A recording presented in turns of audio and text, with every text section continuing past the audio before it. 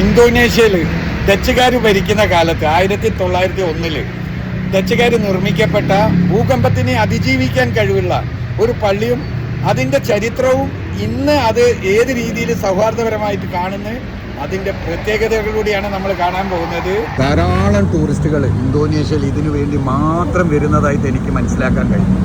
ഈ പള്ളി 1901 ഡച്ചുകാരുടെ കാലത്ത് നിർമ്മിക്കപ്പെട്ട കത്തീഡ്രൽ ഇന്നും സഞ്ചാരികളുടെ ഒരു പ്രിയ ഏരിയ ആണ്. കാരണം ഇന്നത്തെ ഇവിടുത്തെ ഗവൺമെൻറ്റും ഇതിന് ഭയങ്കരമായിട്ട് സൗകര്യങ്ങൾ ഒരുക്കി കൊടുത്തിട്ട് ഇവരെ ഇതിനു വേണ്ടി, അതായത് ഈ ചർച്ചിൻ്റെ എല്ലാ റെസ്പെക്റ്റോട് കൂടിയിട്ടും അതിനുവേണ്ടി സൗകര്യങ്ങൾ ഒരുക്കി കൊടുക്കുന്ന ഒരു ഗവൺമെൻറ്റാണ്.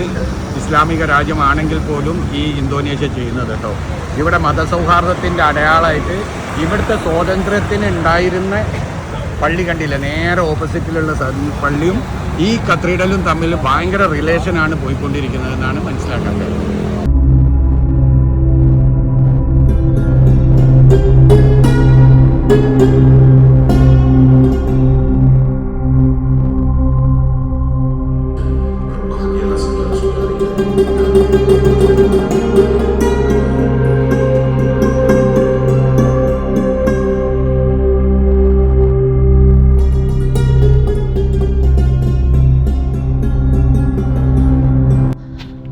സ്വാതന്ത്ര്യത്തിന് മുമ്പുള്ള ഇന്തോനേഷ്യയെ സൂചിപ്പിക്കാൻ ഡച്ചുകാർ നിർമ്മിച്ച ഈ കത്തീഡ്രലും സ്വാതന്ത്ര്യത്തിന് ശേഷമുള്ള ഇന്തോനേഷ്യയെ സൂചിപ്പിക്കാൻ ഈ മസ്ജിദുമാണ് ഇവിടെ ടൂറിസ്റ്റുകൾക്ക് കാണിക്കുന്നത് കേട്ടോ.